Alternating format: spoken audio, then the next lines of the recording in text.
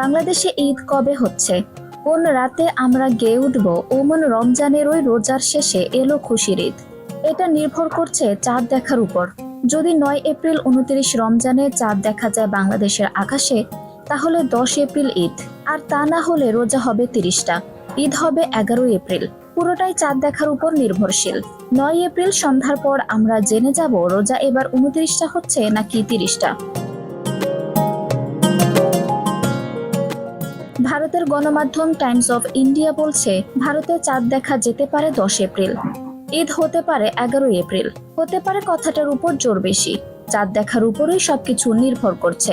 আরব আমিরাতে রোজা 29টা হতে পারে, 30 দিনে হতে পারে, এটা ধরে নিয়ে সরকারি ছুটি ঘোষণা করেছে দেশটি। তবে তাদের গ্রেগরিয়ান ক্যালেন্ডার অনুসারে ঈদ 10 এপ্রিল হওয়ার কথা।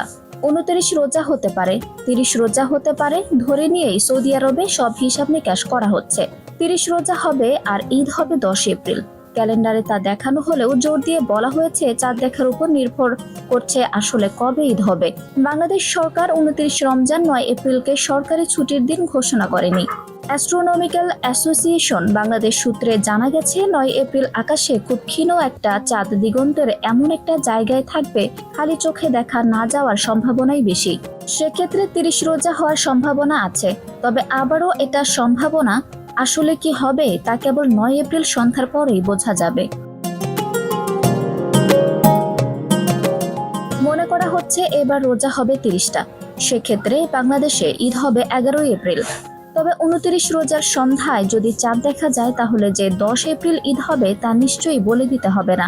বাংলাদেশে তা বলার এখতিয়ার আছে কেবল জাতীয় চাঁদ দেখা কমিটির। আমরা জাতীয় চাঁদ দেখা কমিটি কি বলে তা জানার জন্য অপেক্ষা করব। কাজেই বাংলাদেশে এবছর পবিত্র ঈদ উল ফিতর কবে হচ্ছে তা জানার জন্য 9 এপ্রিল ইফতারের পর জাতীয় চাঁদ দেখা কমিটি বৈঠক বসবে। এই কমিটির সিদ্ধান্তের জন্য আমাদের অপেক্ষা করতে হচ্ছে। আমজুম হক আরবি, টাইম নিউজ ডেস্ক।